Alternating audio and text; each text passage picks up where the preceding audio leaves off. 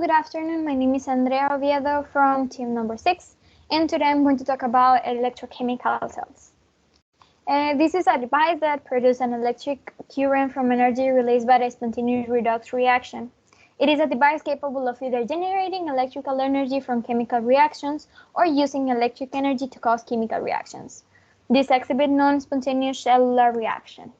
The structure, it has two conductive electrodes called the anode and the cathode. The anode is defined as the electrode where oxidation occurs, and the cathode is where the electrode where reduction takes place. The components of the electrochemical cells are the electrode for the proper flow of the electrons, the electrolyte dissolution, they favor the migration of electrons from the anode to the cathode, and the Salin bridge to balance charges and prevent electrons from polarizing. We have in here different kind of cells. The first one is the electrolytic cell that can be defined as an electrochemical device that uses electrical energy to facilitate a non-spontaneous redox reaction. The voltaic or galvanic cell that is a chemical cell in which an electric current is generated from spontaneous reaction. Each half cell further consists of metallic electrode dipped into an electrolyte. The name of the voltaic cell and the galvanic cell came from the scientists Luigi Galvani and Alessandro Volta. Then we have the primary cell, also called disposable battery, still used to the basic idea of voltaic pile. Here, the electrochemical energy produced by the decomposition of electromaterial and electrolyte will break down once the electrode or the electrolyte are degraded. Since this produces irreversible, the battery needs to be replaced by a new battery. Secondary cell. A secondary cell or battery is one of the ones that can be electrically rechargeable after use their original pre-discharge condition by passing current through the circuit in the opposite direction of the current during the discharge.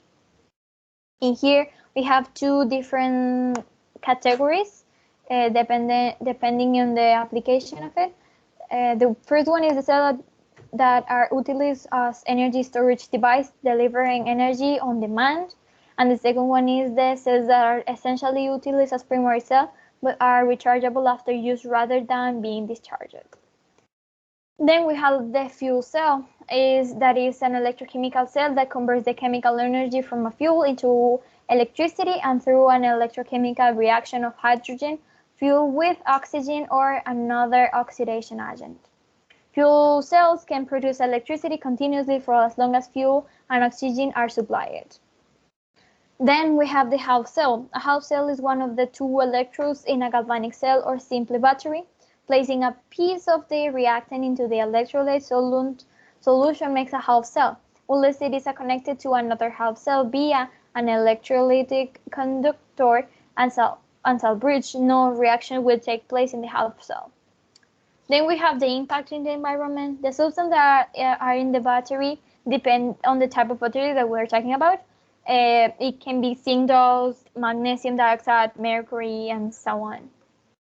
And a simply watched battery is one of the most polluting batteries of all the environment because despite its size, that it's a little, only one battery of this could contaminate 600,000 liters of water. In the same way, alkaline batteries are another great danger to the environment. How to prevent it? Because electrochemical cells affect the environment, the following treatments have been created to contract these, which are also composed of electrochemical. In the direct electrolysis, we have the oxidation that of an organic or inorganic compounds occurs. The metal ion reduction method involves a first stage of the conversion of the corresponding metal into the surface of the suitable electrode.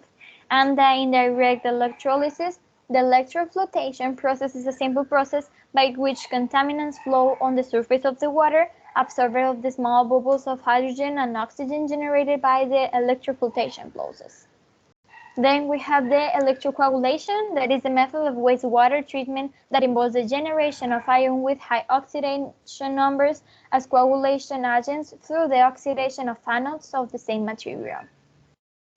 And at the end, we have the electroflocculation. That is a process where in flocculation method, ions are electrolytically added to the pooling water and another, and gassy microbubbles are released at the cathode.